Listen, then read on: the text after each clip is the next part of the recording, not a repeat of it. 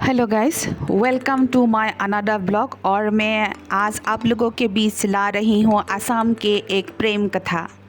और ये प्रेम कथा है तेजपुर डिस्ट्रिक्ट से।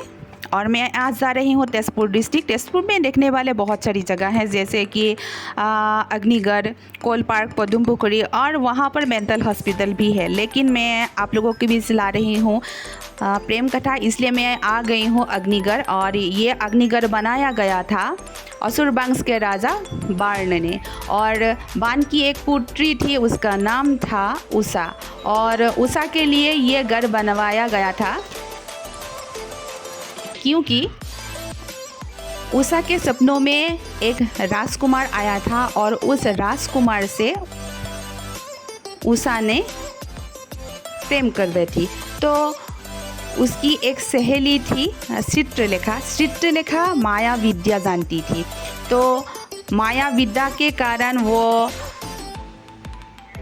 राजा अनिरुद्ध को यहाँ पर ले आती है उषा के पास।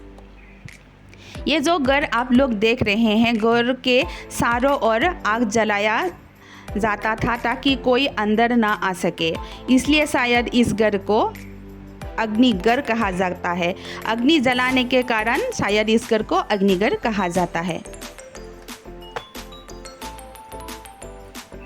जब माया विद्या से चित्रलेखा ने अनिरुद्ध को उषा के पास ले आया, तो दोनों जब एक साथ में थे, उसी समय वान राजा को पता चला। और वान राजा तुरंत आकर राजा अनिरुद्ध को कैद कर लिया और उषा इस गढ़ में ही थी। यह बात जब भगवान श्री कृष्ण को पता चला, तो भगवान श्री कृष्ण अनिरुद्ध के दादाजी थे, क्योंकि अनिरुद्ध श्री कृष्ण के नाती थे। तो वो सुलह करने के लिए राजा बाण के पास आए, लेकिन वान राजा उसके साथ सुलह करने के लिए नहीं माने। तो उसी समय उसने भगवान शिव से प्रार्थना की, क्योंकि भगवान शिव जी के परम भक्त थे बाण राजा। तो बाण राजा के बाद तो कोई टाल नहीं सकते हैं, तो इसलिए शिव जी और भगवान श्री कृष्ण के बीच घमासान युद्ध हुआ। तो दोनों के बीच इतना युद्ध हुआ कि धरती में प्रलय आ गया। तो उसी समय इस प्रलय को रोकने के लिए भगवान श्री कृष्ण का अवतार हुआ। भगवान श्री कृष्ण नहीं, भगवान विष्णु का अवतार हुआ। तो भगवान विष्णु ने दोनों के बीच यह सुलह की कि दोनों के शादी करवा दी जाए, नहीं तो ये प्रलय नहीं थाम सकते। तो उसके बाद चित्रलेखा के सहेली के सहयोग से दोनों की शादी हो गई। और ये है आसाम के तेजपुर के अग्निगढ़ के प्रेम कथा। तो ये प्रेम कथा आपको कैसा लगा ज़रूर कमेंट करना मत भूलिएगा। और मैं यहाँ पर आप लोगों के लिए ला रही हूँ अग्निगढ़ के ऊपरी का हिस्सा, और ऊपर से देखते हैं रिवर ब्रह्मपुत्र। और ये ब्रह्मपुत्र है भारत के एकमात्र मेल नदी, क्योंकि भारत के सभी नदी फीमेल है। आप लोग जानते होंगे गंगा, यमुना, गोदावरी सभी के सभी फीमेल नदी है, लेकिन भारत के एकमात्र मेल नदी है रिवर ब्रह्मपुत्र। और यहाँ पर है चित्रलेखा और उषा।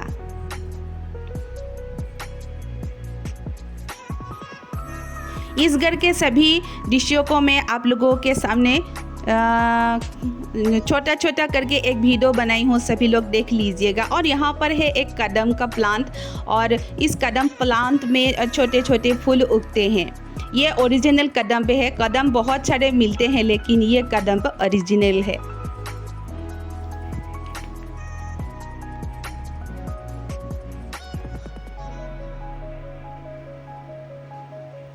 देखिए ये पत्ती, ये ओरिजिनल कदम का प्लांट का ये पत्तियां हैं। और यहाँ पर एक स्तंभ है, नीचे से ऊपर तक मैं दिखा रही हूँ। पता नहीं इस स्तंभ को क्या बोलते हैं, लेकिन मैंने उसका भी वीडियो कर लिया है। अगर किसी को पता है तो प्लीज़ कमेंट करके बोलिएगा इस स्तंभ का नाम क्या है और किस लिए बनाया गया था। मुझे पता नहीं था, तो मैंने नहीं बताया आप लोगों को। और और ऊपर जा सकते हैं और वहाँ से रिवर ब्रह्मपुत्र बहुत अच्छी तरह से दिखते हैं, लेकिन मैं वहाँ जा नहीं पाई, मुझे चक्कर आ जाते हैं तो मैं नीचे चली आई।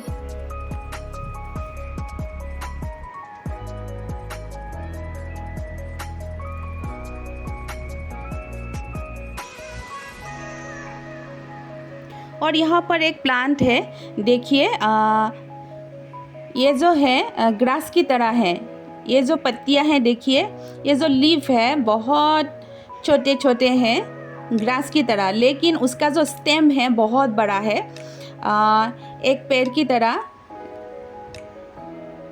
अच्छी तरह से देखिए, मुझे पता नहीं इस प्लांट का नाम क्या है।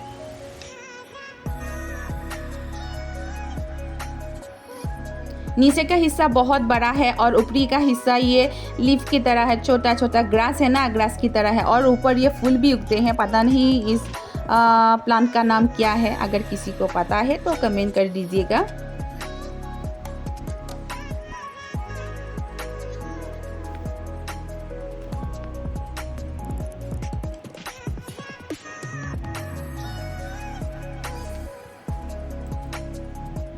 मैं सदा आसामीज़ में ही ब्लॉग बनाती हूँ, लेकिन आज हिंदी में बनाई हूँ ताकि आसाम के बाहर के स्टेट के लोगों को भी आसाम के हिस्ट्री के बारे में पता चल सके, इसलिए मैंने हिंदी में ये ब्लॉग प्रस्तुत की है। अगर आपको ये ब्लॉग अच्छी लगे तो कमेंट करना मत भूलिएगा।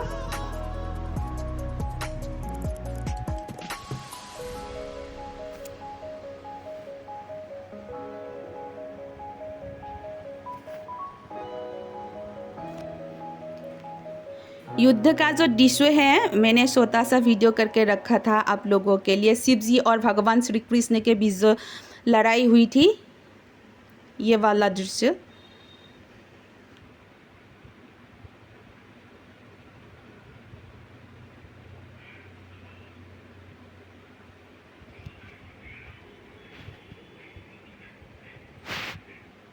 और ये नागपास में थे, और ये वाला, और यहाँ पर उषा और अनिरुद्ध का जो विवाह हुआ था, यहाँ पर है चित्रलेखा, ये विवाह का दृश्य है।